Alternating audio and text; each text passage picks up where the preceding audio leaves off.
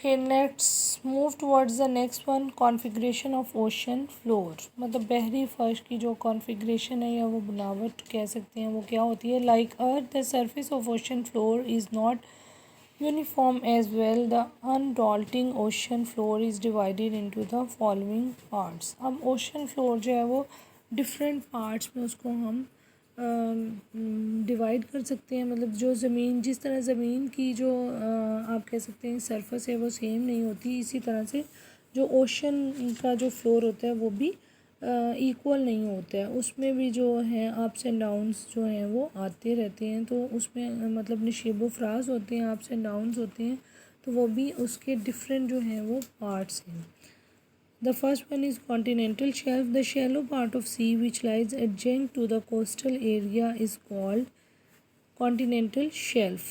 This part of ocean has vital importance from the geographical, political and economic point of view. A country's maritime borders, rights of mining and fishing, trade routes and strategic planning depends upon continental shelf.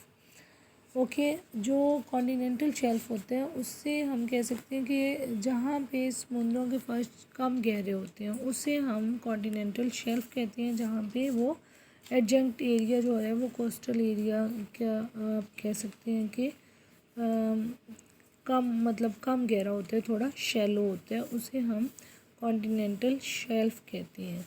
और ये आप ये भी कह सकते हैं कि जोग्राफिया लिहाज से इसकी पॉलिटिकली और इकोनॉमिकली बहुत ज़्यादा इम्पोर्टेंस होती है, क्योंकि किसी भी कंट्री की जो मैरीटाइम बॉर्डर्स हैं, कोई भी मतलब समुद्री हदूद हैं, किसी भी कंट्री की जो माइनिंग है, फ़िशिंग है, वो इन्हीं रूट्स के थ्रू जो है वो होती है। ठीक है, ये उनकी स्ट्रेटेजिक प्लान होते हैं, वो इन्हीं कॉन्टिनेंटल शेल्फ पे डिपेंड करते हैं। The next one is continental slope. The gentle sloping continental shelf ends at a steep slope which descends into the deep ocean. This is called continental slope. मतलब slope ढलान होती है कि जैसे ही continental shelf and होती है वहीं पे जो है वो समुंदर का जो फ्लोर होता है, सी फ्लोर, वो थोड़ा गहरा हो जाता है, जिसे हम कॉन्टिनेंटल स्लोप कहते हैं। Okay, you can see from the picture it is continental shelf. थोड़ा मतलब कम गहरा होता है, जैसे ही वो थोड़ा गहराई ज़्यादा हो जाती है that becomes the continental slope. Submarine trenches you can also see in the picture, oceanic ridges ये भी हैं, और ये सारा हमारे पास ओशन फ्लोर है जो आप इस पिक्चर में देख सकते हैं। Okay, submarine trenches and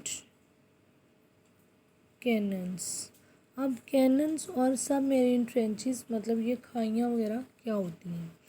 the continental slope merge into the deepest part of the ocean. Now you can see कि जो डीपेस्ट पार्ट ऑफ ओशन जो है वो सबमरीन ट्रेंचेस बन जाती हैं। ये आपको पिक्चर में भी नज़र आ रहा होगा कि कॉन्टिनेंटल स्लोप से नीचे जो बहुत ज़्यादा डीपेस्ट पार्ट होते हैं it becomes the submarine trenches which comprises of narrow and deep V-shaped canyons called trenches. These trenches descend up to 10 kilometers under water. मतलब पानी में ये अंडर वाटर जो है वो तकरीबन 10 किलोमीटर्स तक डीप जाती हैं।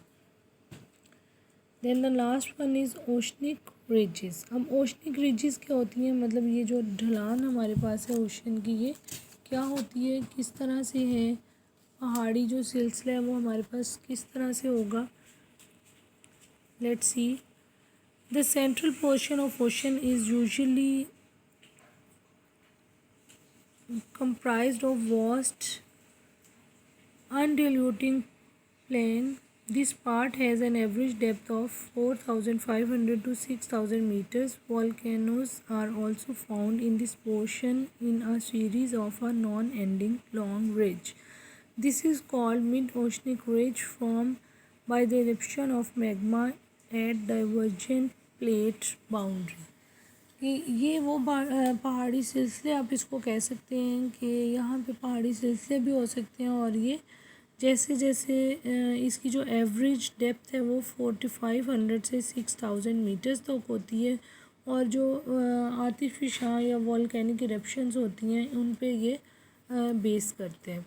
और एक दूसरे की जब ये आपस में मतलब अपोजिट मूव करती हैं ये चीज़ें, तो फिर उससे एक मैग्मा जो है वो फिर आकर ऊपर जमा हो जाता है, तो उसे हम मिड ओशनिक रिज जो है वो बनते हैं।